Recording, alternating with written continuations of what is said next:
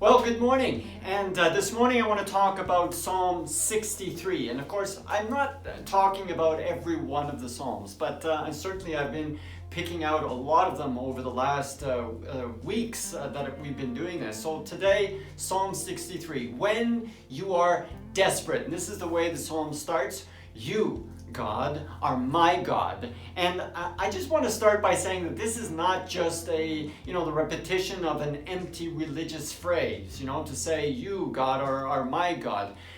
Last week, if you were listening to my devotional last week, I talked a little bit about the fool saying there is no God.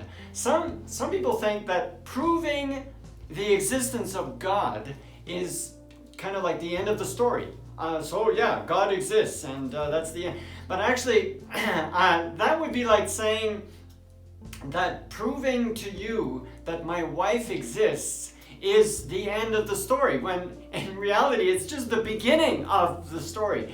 So like over the years I developed a relationship with my wife. I have come to love her and to depend on her. So apply that to God. Believing that He exists is only the beginning of a story that He wrote about you before you were born.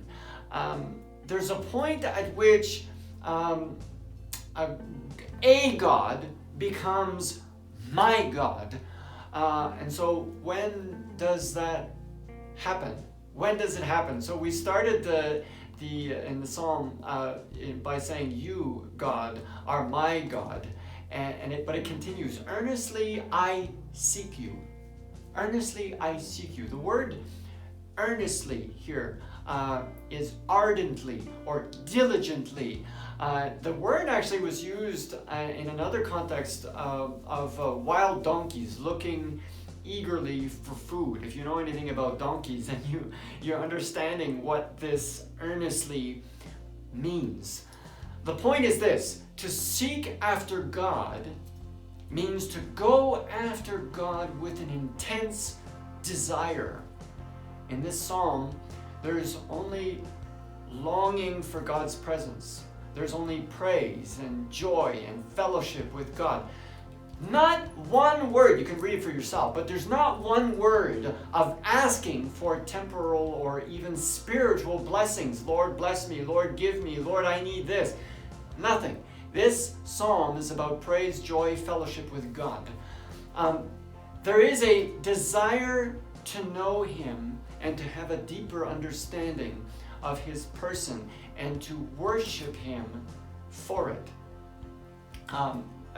To go back to the illustration with my wife again, if someone were to ask me if I have a relationship with my wife, it wouldn't be enough to show the ring that I'm wearing. It wouldn't be enough. It's much more about how I have invested in that relationship over the years. What do we say to each other? How do we interact? What do we give to each other? How much time do we spend one with the other? What have we invested one to the other in this relationship? So the song continues, I thirst for you. My whole being longs for you. And as though I were in a dry and parched land where there is no water. And there's this story, a young man that ran after Socrates, calling to him, Socrates, Socrates, can I be your disciple? And Socrates ignored him and walked out into the water. The man followed him and repeated the same question. Socrates turned and without a word grabbed the young man and dumped him under the water and held him down until he knew that he couldn't take it any longer. The man came up gasping for air, and Socrates replied, when you desire the truth as much as you seek air, you can be my disciple. Now, okay, that story, first of all, I don't know if it's true. Secondly, it's a little bit radical, but you understand my point. that we need to desire after God in this way. But let's continue. Verse 2 goes like this.